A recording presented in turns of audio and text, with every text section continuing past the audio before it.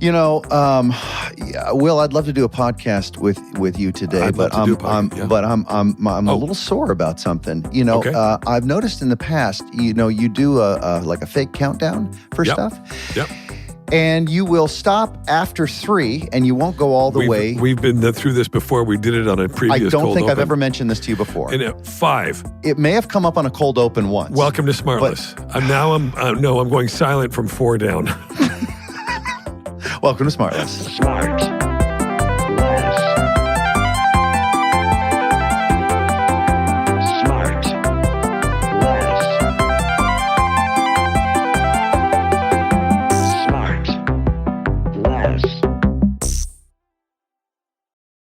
How did everybody sleep? We just saw each other 10 hours ago. Really well. Good. Oh, good. Why? Do you have a story about your sleep? No, I was good. It was okay. It was okay. No, but wait. Did you have the mask on last night? No, I don't sleep with a mask. Oh, you don't do the hose and the No, I stopped that. It didn't really work. Don't cover your mouth when you sneeze. No, by myself. I know. Just practice. No, because then I just get my sleeve. Oh, because you're dirty going to be on myself. camera. It gets all over the lower piano, huh? Beautiful cashmere. Beautiful Laura Laura Piana. Piana, yeah. No, but I Friends at did Laura see- Piana sent me this beautiful jacket. Yeah. I like them, actually. Or him, or whatever. Do you? I did take a Valium to sleep like a cup. Look at him go. I don't know. Sneezing. Will, did you get into the bottom of a bag last night? Are you all out? You have somebody on their way over? I don't even know. It must be the AC in this room or the. Is it the AC? Oh, you got a whole junket to get When was the last time you guys saw Dawn in New York City? I tell you, it's amazing. It's just so full of promise, this city. Don in his van? Yeah. I love going out for beers for breakfast. Oh my God, I can't. Sean, what did you do last night? Scotty and I. Oh, I ran the show. I have to run the line, so that takes a couple hours, and then then he did about 1.5 pounds of sloppy joes. By the way, I totally had a sloppy Joe Higher. at 10 o'clock. That's By the way, crazy. You just said that. It's not much of a stretch or a leap for me to go to sloppy. I really did have a sloppy Joe. Did you at put 10 it together yourself, or was it left over from the It was left the over. kitchen help you have? It was left over. But it's funny that you say that because I remember yesterday when I was like, I'm eating lunch at 2 o'clock or 2:30. So that's why I had a sloppy Joe at 10 o'clock. But then what did you have at your 2:30 late lunch? I had Another a full fried meal? chicken salad. You had a chicken salad? No, fried chicken salad. Fried chicken salad. So they took what? They took the lettuce and the chicken, they threw it all in the fryer? What happened? Everything gets fried in that scenario, even the bowl, or and then We so call you it have tempura. So you had the fried chicken salad, Tempura salad. right, Sean? You had the snickerdoodle at 11:30. Yeah, I did. Right, the big Yeah, one because I that you knew. kept going in and out of the bag to keep it fresh. Was your logic? That's exactly right. And Well, then you're fried eating it. chicken at 2:30. So then at 2:30 you have the fried chicken salad with That's what right. did you drink? What was your beverage at that lunch? Milk with every meal. At the lunch, Yeah. at the restaurant. No, it And was did here, they it look was at here. you? Did they say, is there a child coming to this lunch? No, It was They here said, at we home. don't see the kid. We don't offer stuff. We don't have a kids menu. Yeah. But here are the crayons. But yeah, so you have that at 2:30, and then you're because- trying to tell us. You're trying to tell us Such that a you late have the lunch. fried chicken salad, and that you had nothing else until you had the sloppy Joe. At 10:30. Yeah, that's true. No dinner. Nothing, no snack. No, nothing. No candy. You didn't go by the candy jar. I don't think I Candy bowl. There it is. Oh, wait, I don't. think This I is. did. I don't think I did. Is a real soft way. It's an entry into. Actually, what was it? Just be honest. Just No, tell us. maybe I Just had a couple, Milky Way. I maybe had a couple Starbursts. Yeah. A couple of Starbursts. There we go. So you Yeah. wanted to get some plastic in there. To absorb all the. He needs some sloppy binding, something to bind up that sloppy Joe. Joe. Yeah, forget about rice. Wow. Oh man. Anyway, what? And you're like, I can't figure it out. I don't feel Well, right. I'm so tired all I day. did. I actually. My sleep's fucked up. It's so weird. I don't know. What'd you have? Well, let me run you through it. None of it adds up. Let me run you through it. I tell you what, though, Sean. I tell you what does add up. Oh, yeah. The acclaim for our guest. He has been nominated for 4 Golden Globes. Oh, really? Is that right? And he's won 1. Oh, okay. And he's been nominated for countless SAG awards. I think like 7, won a couple of those. Jesus. Won an Emmy, nominated 5 times. BAFTAs, he's been nominated like 7, 8 times, won 2 of those. This is a qualified guest. This is a very qualified guest. This is a guy who, his list of performances is one of those guys that has its own page. You know what I mean? And it has nothing to do with the length of time he's been on this planet, but just about the amount that people want him to be in their projects. I love that. I love him from everything. He is... It's one of the guys you're going to say, we'll guess it if we... You're going to guess if I say, he is the original Dr. Hannibal Lecter. He's got a brave heart. He knows a little bit about the Brian Bourne Cox. Identity. And he's also in line for succession. It is the one and only Mr. Brian Cox. No way! Good Lord. Yeah. This is a guest. This is Hello, really sir. exciting. Good morning. Hello, Jason. Hello, Sean. Well done, Hello, Will. Johnny. Nice to see you all. Yeah, you Great to too. see you, Brian. Plus, I should mention also, Brian, that your new film that you've directed, Yeah. Glenn Rothen, releases on April 17th. What's the name of it again? Glenn Rothen? It's called Glen Rothen. It's about a Scottish. It's about 2 brothers who are they own this distillery, but the younger brother, who's played brilliantly by Alan Cumming. He's the one that was the real talent in the family. And I also play Sandy, the oldest brother, who is just a plodder. You know, he's just a manager. That's what he does. And the other brother has had a bad relationship with our father. And I actually cast my own son as my father because I wanted him to see what it was like being a father. Oh, that's wild. That's wild. So we did that. And he was very good. He was very tough and very scary as well. Now, Brian, this can't be the first time you've directed something, is it? No, I directed in the theater, but this was my debut as a film director. Okay. Wow. How did it go? What were you surprised with? I was surprised that I made it. I don't mean I made the film, that I made it through the whole shoot. Yeah. You know? Yeah. It was a bit scary. And it was a very odd situation to be in, you know, because I came from an egalitarian viewpoint. I wanted everybody to do their best work. Right. You know, we've all suffered at the hands of various directors over the years and their conceptions that they wanted to include us in. And I just want them to fuck off, really, basically. You know, fuck me about with all of that shit that all your ego stuff and control. Right. And some directors I really like. I've worked with some really good ones. Yeah. But a lot of the time you go, the best director I ever worked with, unquestionably on film, was Lindsay Anderson.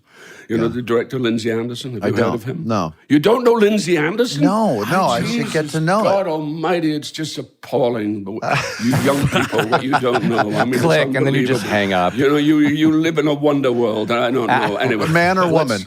Man. Lindsay's a man. He directed a very famous...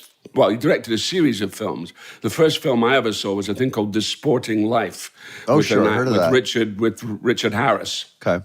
It's about a rugby team set up north, written by wonderful David Storey, who's he's passed away now, a great writer. And I mean, he was just... What made him great? What did you like about his style? Because he just gave you the right note. Mm-hmm. He gave you the right note. I mean, he would come up with, we would do a scene, and the play I did was with Alan Bates. Do you remember Alan Bates? To have a good name. Alan Bates, the actor Alan Bates. Yep. Sure. Yes. Sean, you know who the actor Alan Bates is? Yes, of My course. God, you guys need some training. You really do. Anyway, Alan Bates, who was famous in Zorba the Greek, and he did a lot of movies, Alan. And he played my elder brother, and I played the younger brother. And Lindsay would come up with... He said, he would come in and we'd go, it's good, but there's a little bit of attitudinizing in the scenes.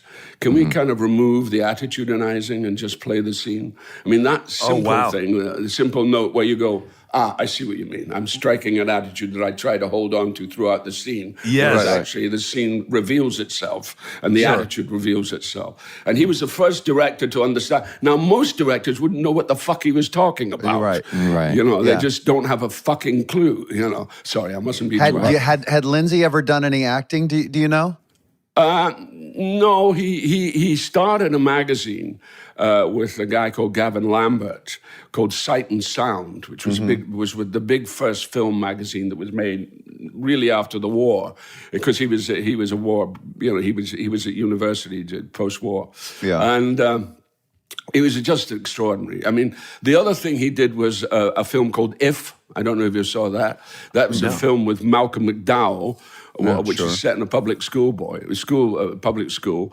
And then and he did a film called Oh Lucky Man, which was the follow-up to that.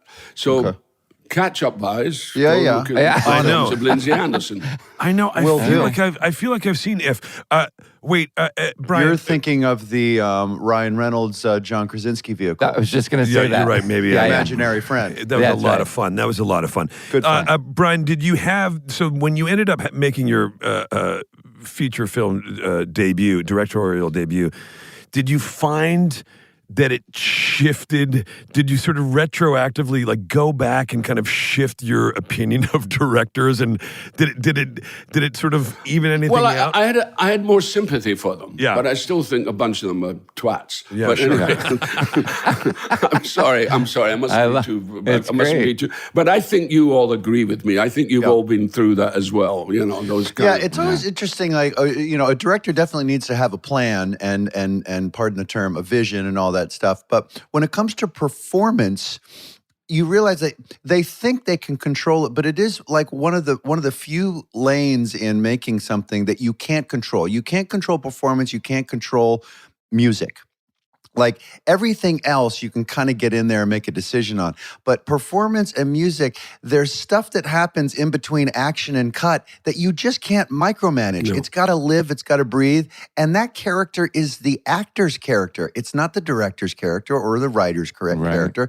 Like you have to own it. And to be able to give the actor the kind of latitude to really feel like it's theirs, I think that frees up a really exciting performance as opposed to trying to get them to do the version of the character you always saw in your head. Right. Absolutely. Well, I've suffered under that for the last 50 years, or even 60 years. God, well, you pushed through it very, very successfully. My God, the performances I've been able to watch you do, Brian, it's just it's an incredible career. Let me just say thank you. Yeah, you have done so many, and these guys know I go on and on about some of my favorite films. And you have one of Will's favorite quotes too.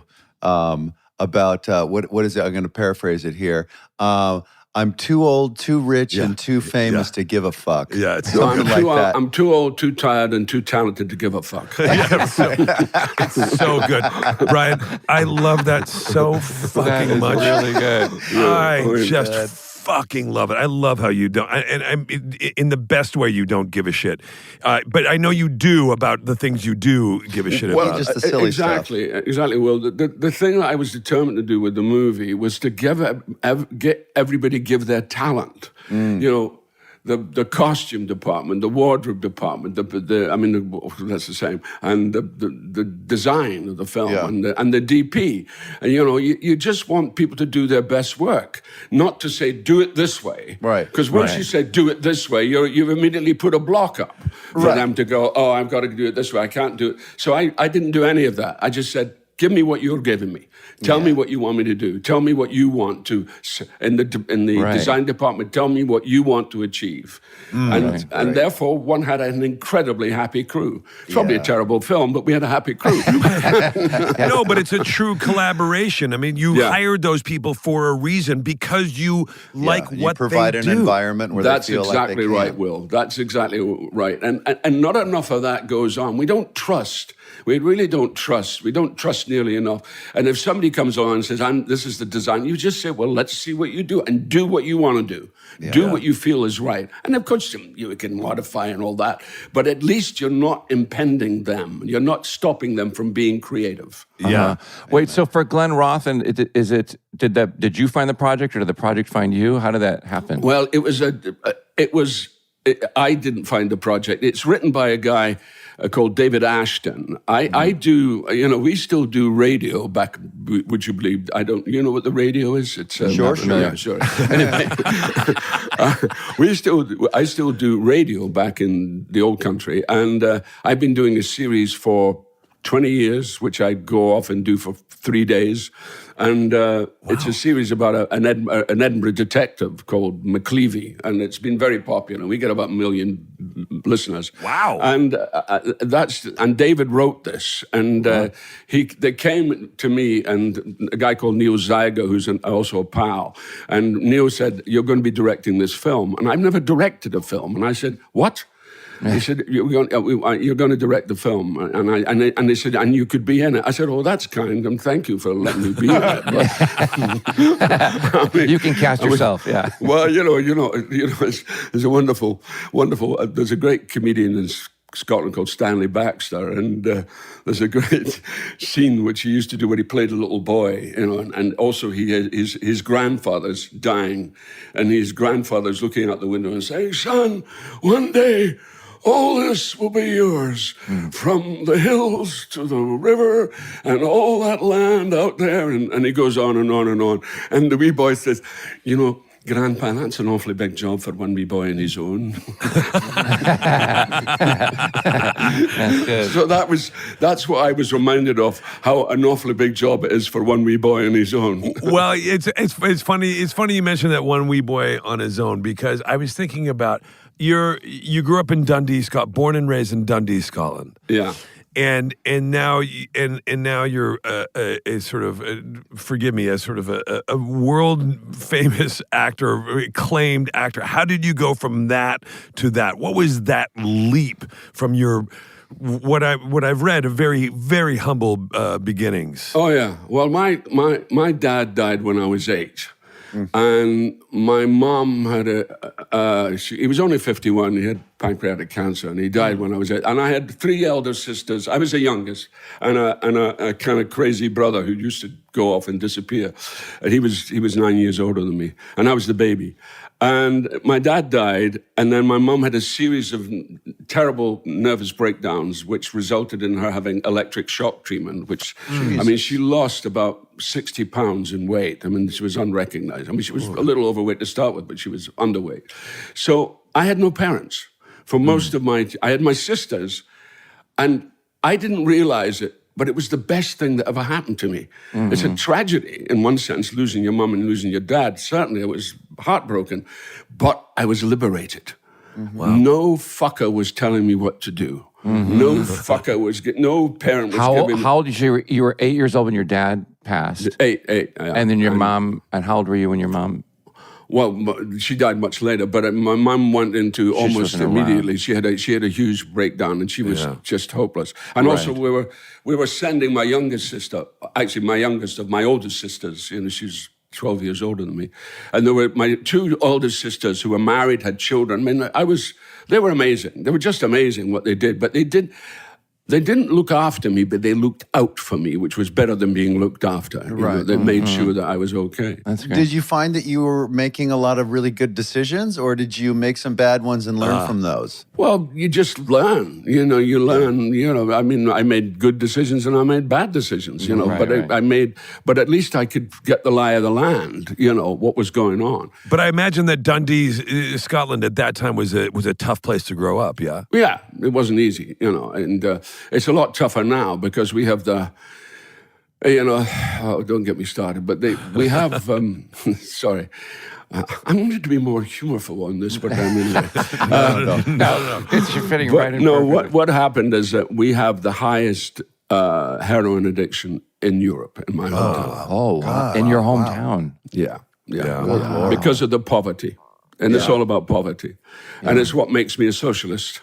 Yeah. Socialists, what I can't stand about this country we're in is how they confuse communism with socialism. Sure. Yeah. Socialism is not communism. Socialism is social welfare, taking care of the people. Communism is a dictate. Yeah. So, and I wish Americans would understand that, what the difference is. Good luck. What a socialist is. As a Canadian, let me say good luck to you trying to explain it to them, Brian. Well, they figured it out in New the York. Canadians seem to understand it rather well. Yeah, we've got a pretty good understanding. No disrespect to either Jason or Sean, but Americans don't get it. No. They just don't get it. Well, they don't understand, and I don't consider myself really anything, but I do understand that we have to take care. We're only as strong as our weakest link, and that there has to be a net, because if there is not a sort of a social net, then the whole thing falls apart, and it sort of decays from underneath. If you have extreme poverty, which we do in this country, then the entire thing is resting. The foundation of our society is rotted from underneath. And so anyway. So Brian, growing up there, you said it wasn't as bad, but what gave you the hope or the courage to seek something better? Well, I had two teachers. I mean, my education was a disaster. It was a technical education. I was trained to be a bricklayer, really, what I was trained to be. I mean, I never laid a brick in my life, but that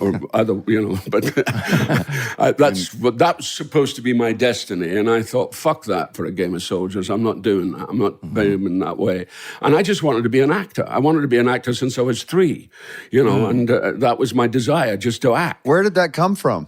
Did you watch a lot of TV or? We had 21 cinemas in my hometown. Wow. That's a ton. Before the war, we had 42 cinemas. But after the war, we had 21. And now there's about 4. And I visited every single cinema. And where I lived, there was a right angles to where I lived up the street. There was a thing called Arthur Stone Terrace.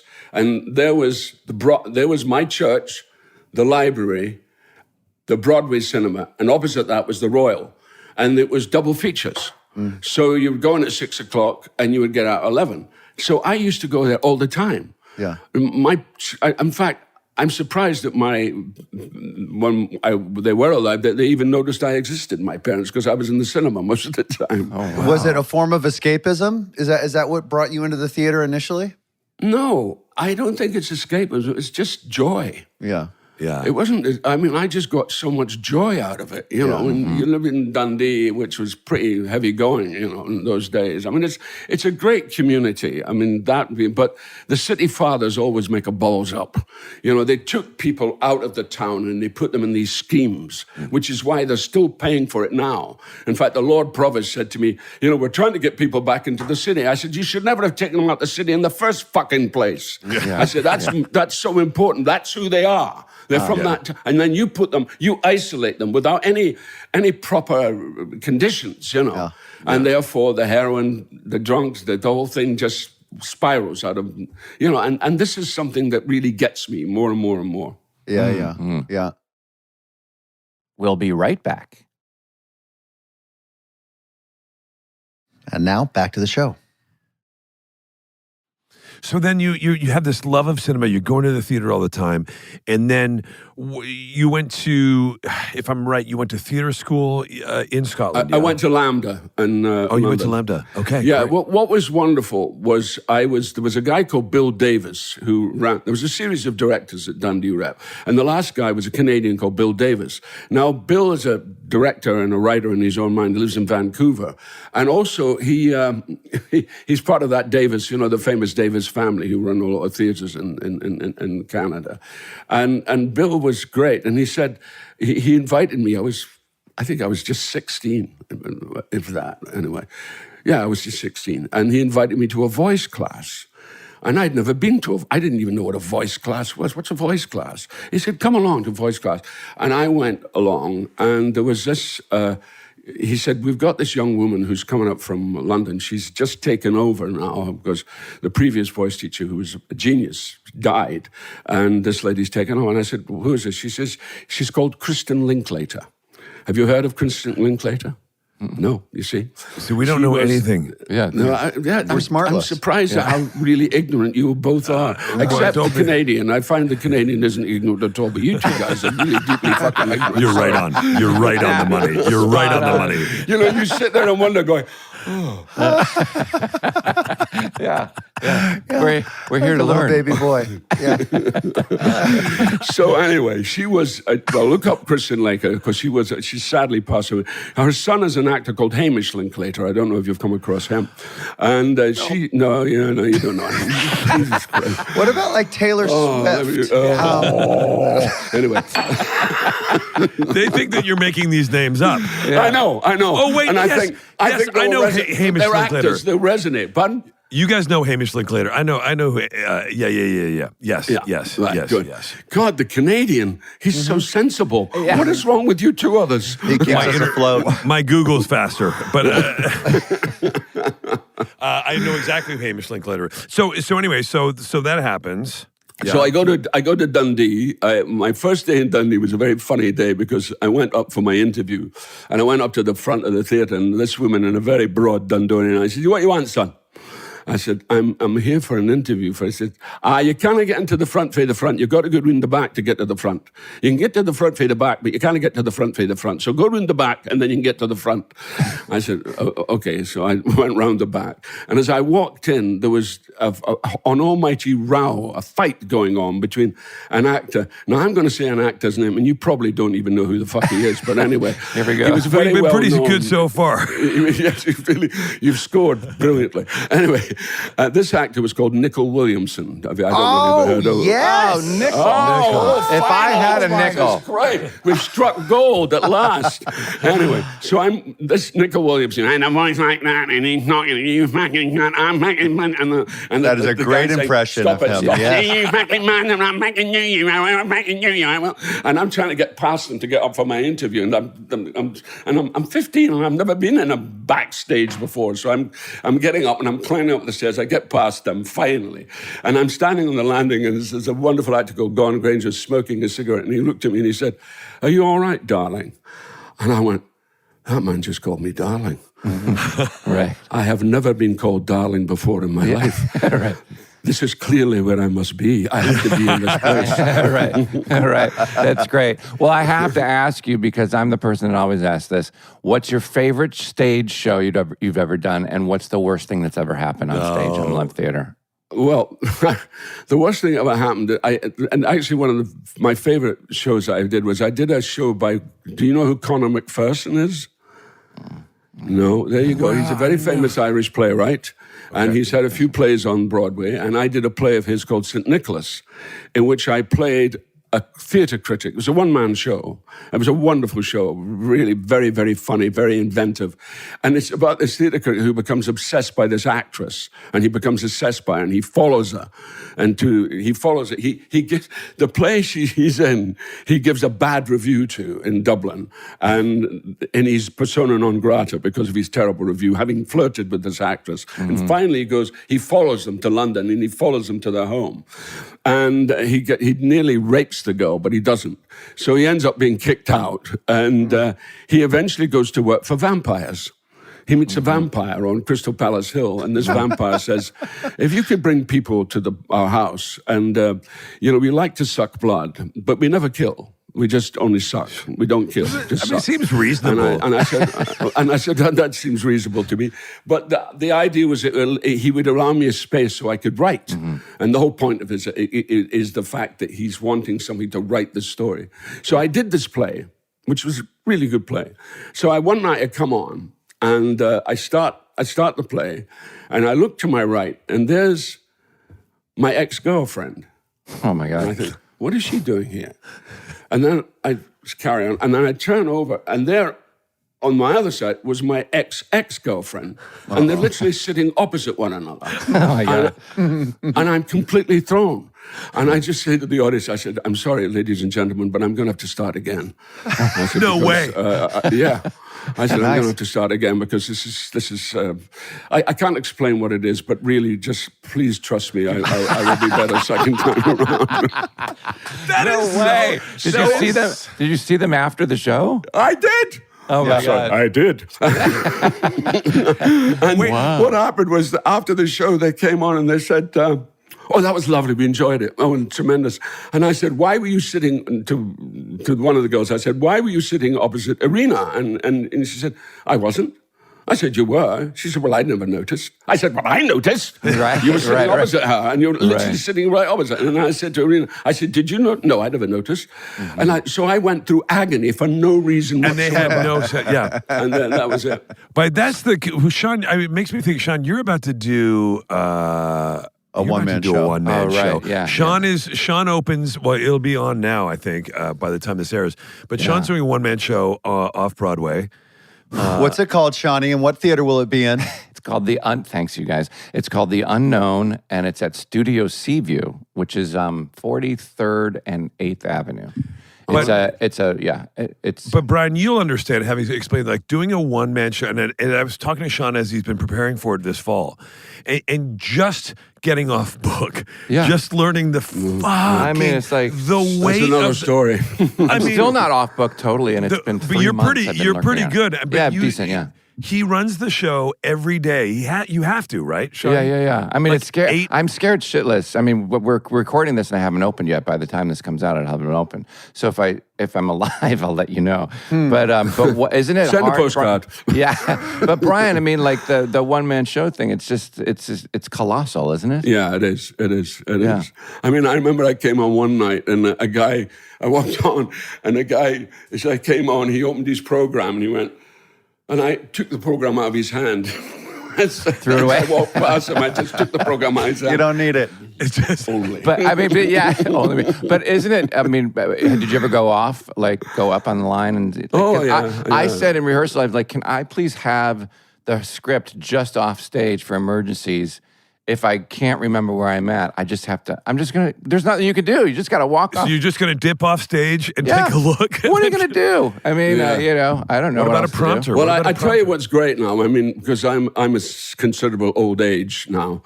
Well, I don't really think about that, but other people tell me I am. No. You wear it well. You wear it well. Yeah, Earpiece. I know. Yeah. I know. But I don't know. I can't imagine somebody talking to you while you're talking. But only if you go up. Maybe if you go up, do they then talk Well, to the you, right? earpiece, I've done the earpiece a few times. You and the have. thing about the earpiece is don't think about it as learning lines. Yeah. Think about it as volition in the play, that you want to keep it moving. Mm-hmm. So you want to keep it moving in a certain way. So this, because when you get to my age, and your brain isn't working in the same way. It's a little slower. So, but Brian- by the way, Sean, I just want to say, I saw your show in London, by the way, and I thought I didn't you know were- that. Thank you. Yeah, I did. I just saw it, and you were absolutely brilliant. That was Wasn't just he an amazing fantastic? show. But I do have a funny story about it, and please don't be offended by the funny story. But anyway, so I'm sitting there and I'm watching this amazing evening, and I stood up, and I kind of went, "Oh Christ!" because it was so extraordinary. Thank you. And the guy later on, the guy said, and she said, "That was a wonderful mime." I said, "What do you mean?" I said, the guy, the way he mimed to the piano. I said, "That was him for real, you fucking idiot." People have said that, and it's like if I were to mime it or like I'd have to imitate it perfectly with all the notes. So why not just play it? Exactly. By the way, it would almost be more impressive if it was a mime. Right. That's Yeah. almost harder than playing it. You know what Was I mean? there ever that discussion, Sean, to turn the piano such that some of the audience could see the keys? Yeah. Well. Oh, I thought you were going to say the other thing that they couldn't, so that because I panicked before we opened. Talking about Goodnight Oscar. Yeah. And talking before I panicked, I was like, if I hurt my hand or I can't do it or I get scared and I've been playing it too many times. Can we just run a tape and I'll just fake it with the keys facing away, Yeah. And the director's like, "You're going to be fine." I'm like, "But you don't understand." No, but you did record it though. You did have it recorded. Yeah, just in case. And I never just in used case, it. right? But you never you never had to use it. No, I mean, clearly your command was just dazzling. I mean, thank you. That's I very said, nice. what have I been doing for the last 60 years? I've been fucking about. Well, Will and I went and saw it. Will and I were crying at the end of it. Jason and I were crying, and we were crying. Oh yeah, I was crying too. Yeah. I mean, that was A, just, how beautiful it was and how talented he was, and B, how talentless we are compared to him. yeah, we were screwed. Yes, I felt distinctly talentless after having watched that. Did you see Black Rabbit? Did you see Black Rabbit?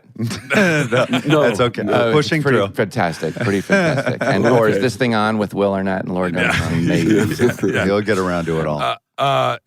So wait, Brian, I wanted to talk to you. I wanted to get it before because this is one of my favorite films and film series, and I love the character of Ward Abbott from the Bourne movies. I didn't know.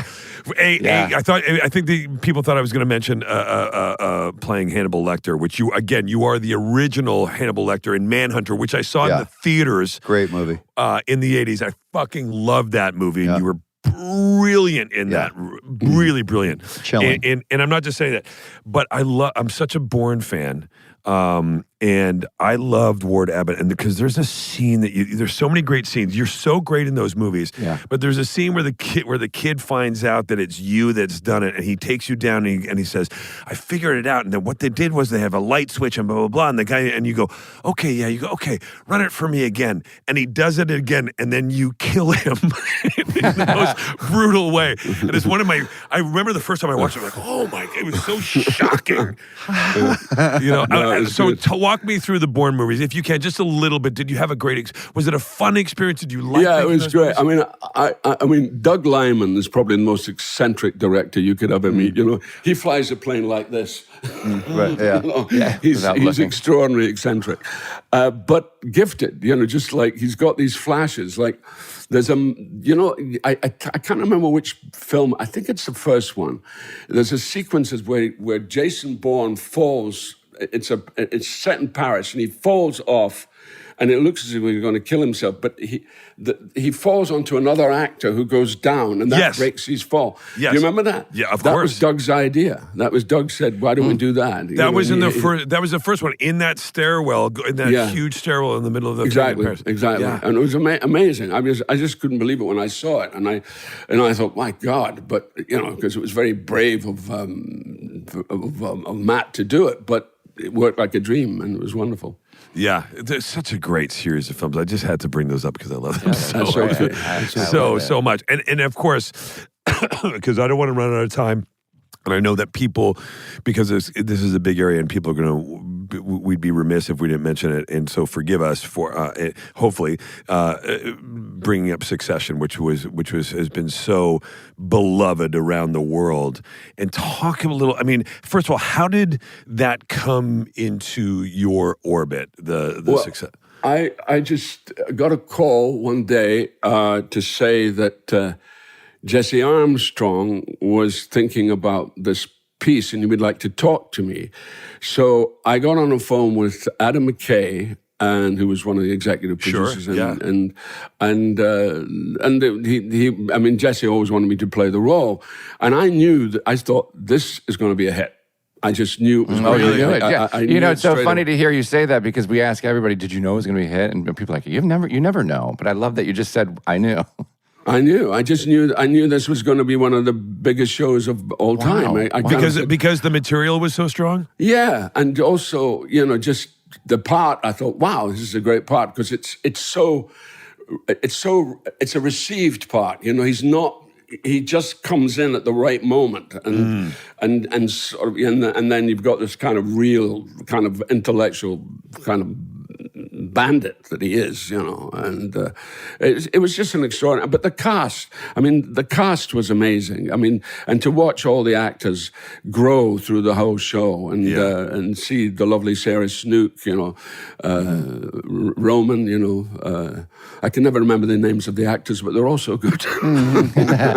No. How did you like the schedule of that? Did it seem just sort of relentless, or was that, since it was an ensemble, the workload was all shared and no one ever really got gassed? No one really. It didn't become heavy in any way. And when it was a heavy episode, usually you weren't in it. Which is what was quite good. Like Kendall's birthday party. I wasn't in that episode at all. And no, it was very relaxed, and there's such great players like Matthew McFadden, who's just a wonderful actor. And all of them, they were all great. Even Jeremy Strong. Yeah, sure. And you were stop it now. John, behave yourself, please. I have a reputation, I've got to think about it. Wait, so you get this material and you're like, okay, I think this is going to be a hit. You like the party is a great part. It's a great part. And then you shoot the pilot. Do you guys shoot a pilot, or do you go straight to series? That's a very good question. I can't remember. I think we went straight to... Adam McKay directed the pilot, yes? Yeah, he did. Yeah. I think we went straight to series. Yeah. We did. I think we did the pilot, and then it was literally like, I don't know, a month, and then we went on and did the series. But we kind of knew we were going to be doing the series. Right. I think so. I may have got that wrong. Were you living in New York the whole time? Well, no, I was living in London to start with, and then I was cross living, because I live between London and New York. Yeah. How do you like living in the States versus London? What's the pluses and the minuses? Oh God, where to start? Be careful, because we don't want you to get stopped at the border. No. We live in funny times. I don't want any ICE agents suddenly appearing at my hotel door. It's difficult. It's very difficult. I feel very sympathetic towards Americans and where they're finding themselves at this time. Yeah. And in many ways, it's a very exciting time, but it's also in many ways an acutely depressing time, and I find that I go more to the depressing side than the exciting side. Yeah. And I just find it extraordinary because I love this country. When I was a kid, when I was 15, I so wanted to be an actor, but I realized I wanted to be an American actor. Because I never wanted to be Kenneth More or Dirk Bogarde or any of those English actors. That just had nothing. Who were they? Had no connection. Oh God Almighty! You're being pernicious, Jason. Absolutely pernicious. And we will be right back. And now back to the show. I understand that too, though, Brian. As a Canadian, I also and I'm very proud of being from Canada, and I love it. But as a sort of a newer American of almost 20 years, I always wanted to come here too. I always had that thing like this was the place. It's such a great country, the U.S. There's so many incredible talents, and there's so much opportunity to do so many different things. I think that was it. Do you know what I mean? And also the history of cinema. I mean, cinema is an American invention. You can't deny it. And because my great passion is, in fact, my wife is so pissed off at me because I spend my days. I've been working really hard. I've done 4 plays.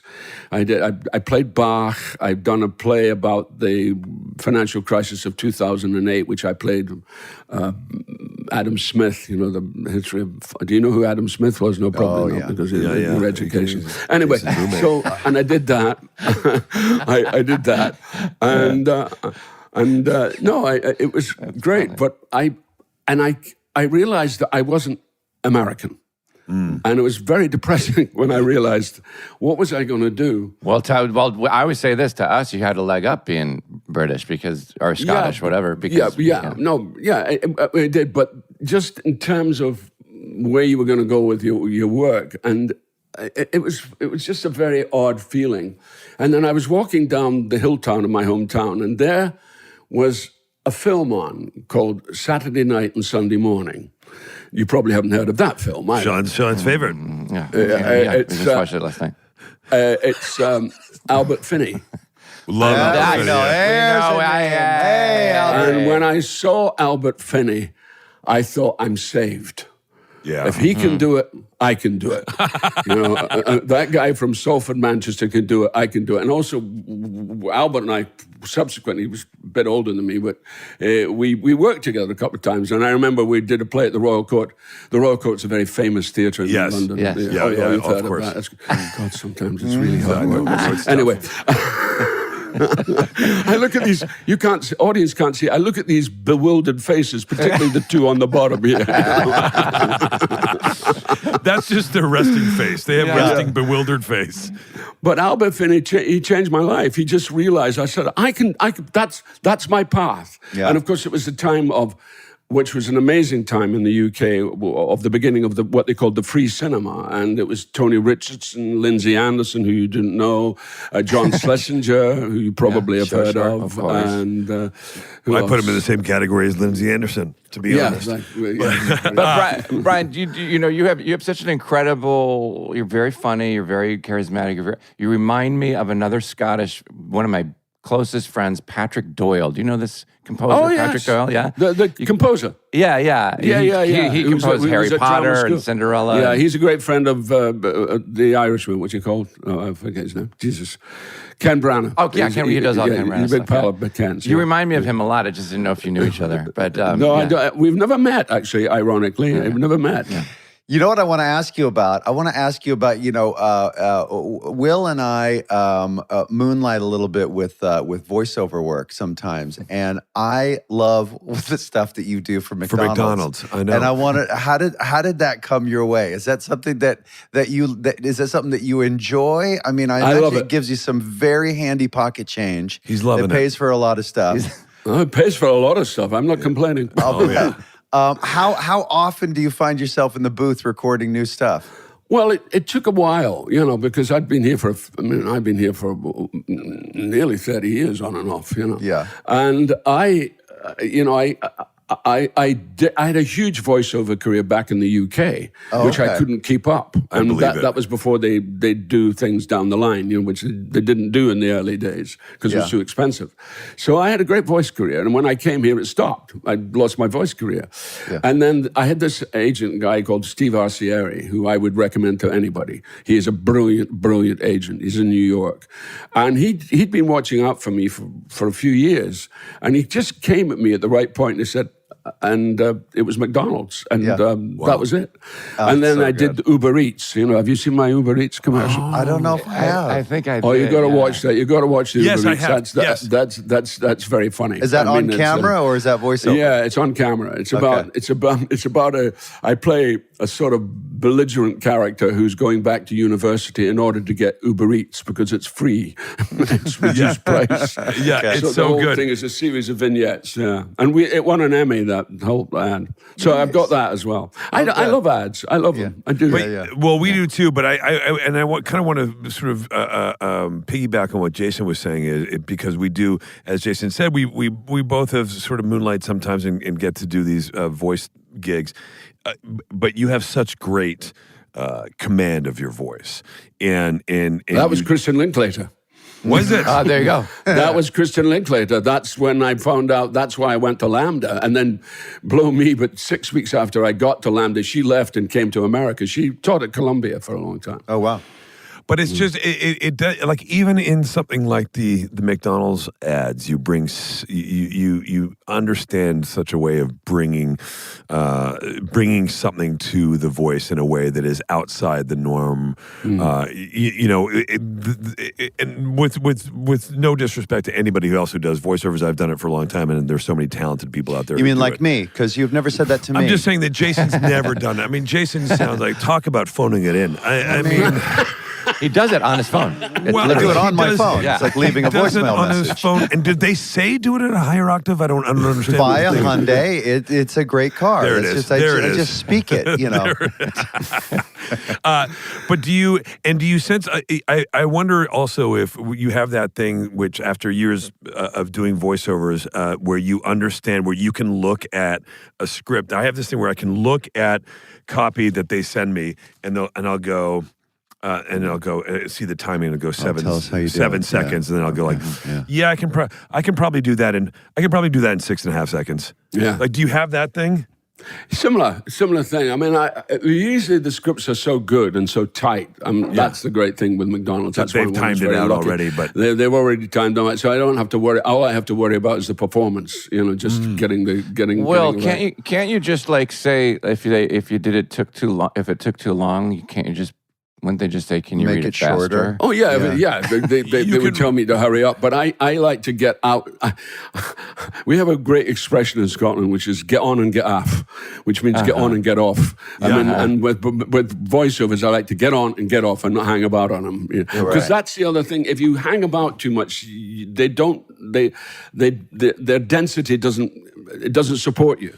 And with voiceovers, you have to drive them through. You have to do them, and just be abandoned to them rather than sort of, because otherwise, you lose the job because you've only got an hour to do. I find myself getting kind of ornery where I'll go, I'll be doing something and they'll say, you'll do a take and you'll go through and you'll get a perfect take. It's really good. You'll lay it down and blah, blah, blah. And then they'll go, that's great. And they'll say, let's get one more for safety. And I go, safety? It's digital, right? What are you worried about? A hair in the gate? What are you talking about? You got it. Now, if you want me to do it differently or you have a thought, great. But otherwise, we're good. Yeah, I couldn't agree with you more, Will. I mean, but again, we have director problems. Now, Brian, was it a gentle pitch that they made to you when they asked you to do the iconic little jingle at the end there? The Yeah. Did they? But was that? I always, like, if I had to pitch Brian Cox, hey, listen, we'd like for you to do this. I'd be scared shitless to ask you to do that. Or was that your idea? Was it in the copy? No. They just wanted me to do it, and I did it. It's so good. If I know Jason would be like, you know what? That's a different pay rate. Yeah, if that's you want me gonna to need a bump. sing it. Yeah, sing is a different rate. Sean, am I right? Would JB hold them up for a week? So that? Sure, yeah. I have to read that. I'll call you back. I'm not going to show up till I call you back. No, but what about, I auditioned for the voice of Affleck for that duck that goes, Affleck, right? Yeah. Yeah, And, perfect. Didn't get it, huh? No, I didn't. It was between me and Gilbert Gottfried who got it. And I remember the audition, I go in there and I had no idea what it was for. And through the glass, I had my headphones on and they would just read the copy there. And I'm like, Affleck? Like, I don't understand. And they're like, that's all it says on. I'm like, that's all it says. Like, yeah, just do it. And I'm like, Do it like a goose. like a goose. And I'm like, Affleck. I don't understand. I don't understand what you want me to. And they're like, great, thanks. And I'm like, well, I didn't know that I was supposed to sound like an actual animal. Do you feel like your lack of intellect has held you back in other ways? Or creative impulse. They can be tyrannous, these situations, but you got to. It's a question of just moving it. I love it. I love the discipline. I love the discipline of the voiceover. And it's just a great thing to practice your craft. I agree, and I like that it's a tight space. I like that you only have a finite amount of space in order to get this point across. Right. Often it's not a lot of time, and there's something about that I find really. GMC Sierra. Right? Are you talking about professional grade? Professional grade GMC We Sierra. are professional grade. But Will, you're blessed with a very fine voice. I mean, your Thank voice you. is very. I remember when I saw you in that wonderful film that you did with Brad, and I thought your voice is very strong. It's a very, very good voice. That's a compliment coming from you, so I appreciate it. Thank you very much. No, it's you've got great clarity, and that was what was so wonderful about that part you were playing, because he was on the run, but the clarity was so strong, and I was very, very impressed. If he ever wins an award, the first person he's going to thank is cigarettes. Yeah. They're the only ones who have never let me down, Sean.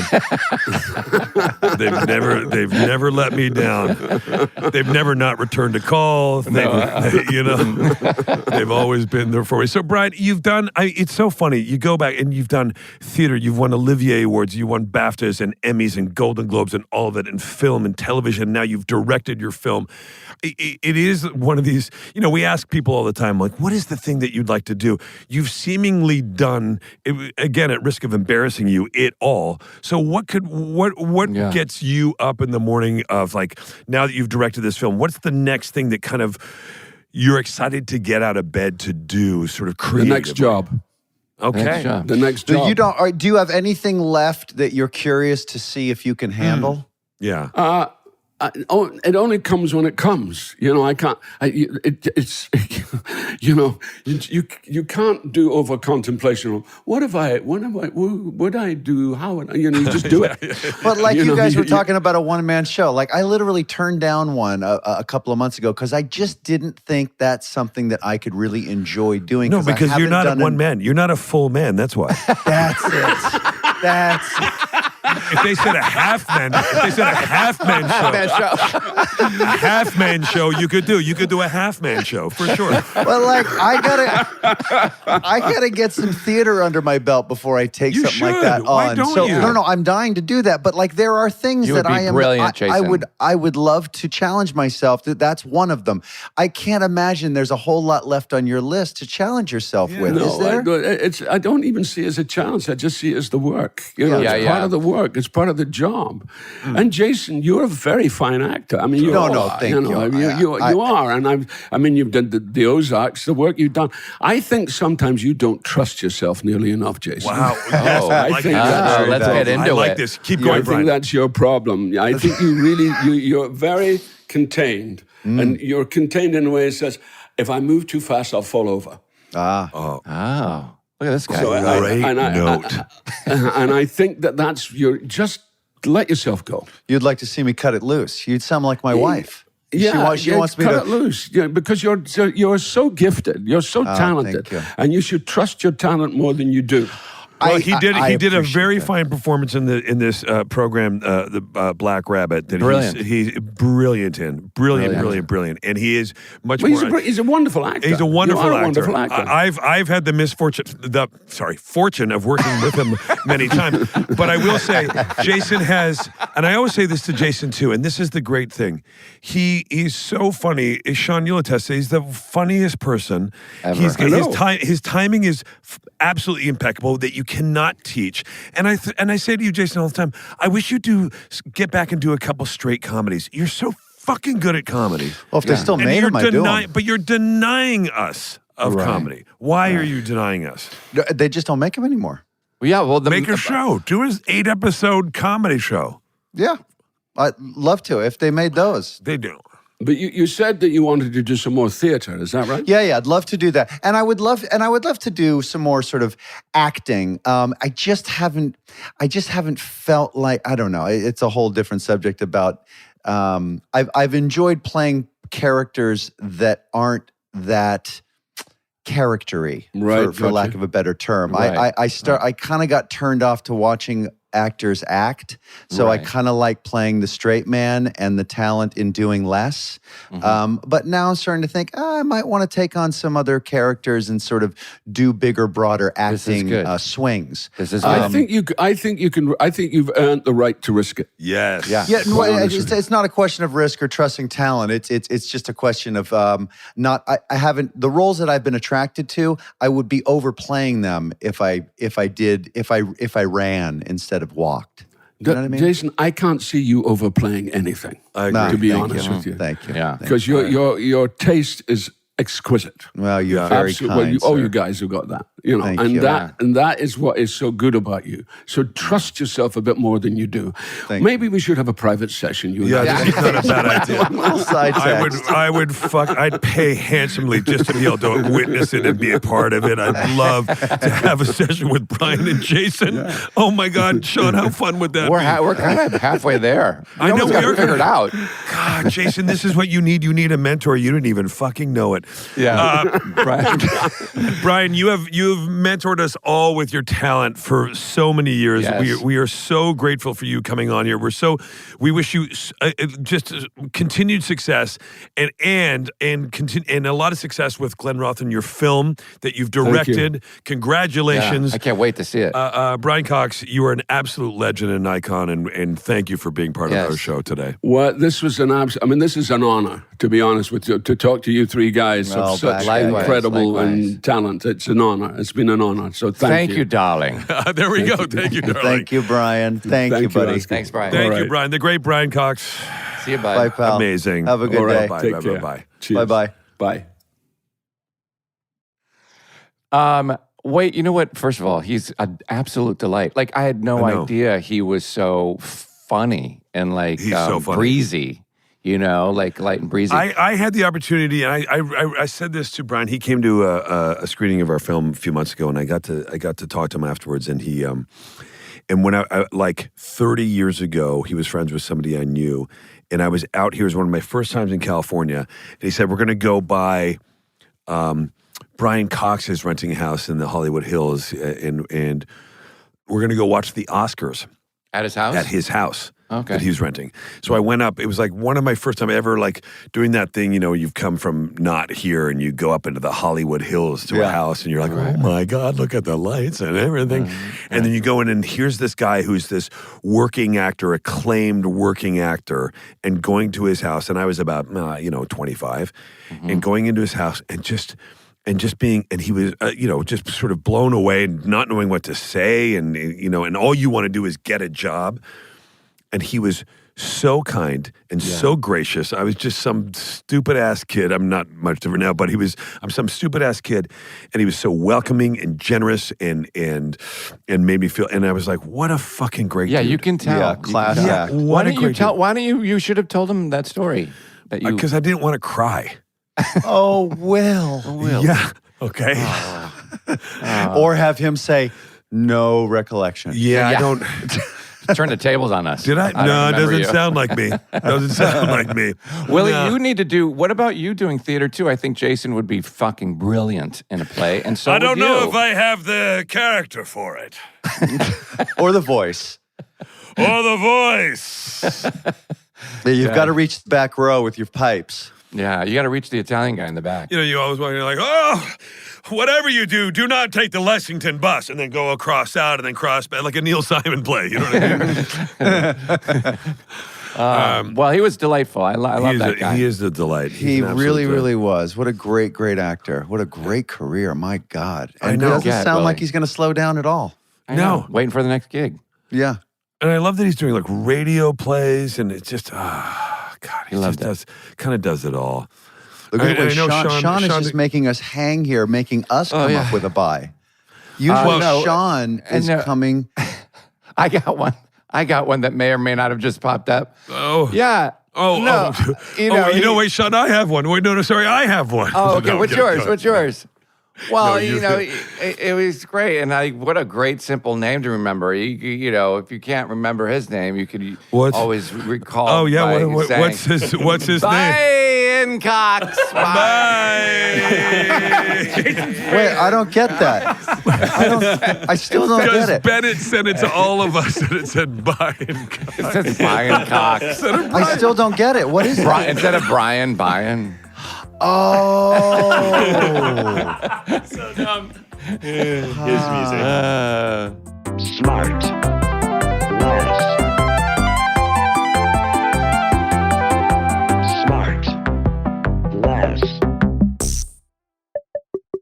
SmartLess is 100% organic and artisanally handcrafted by Michael Grant Terry, Rob Armjarv, and Bennett Barbaco. SmartLess.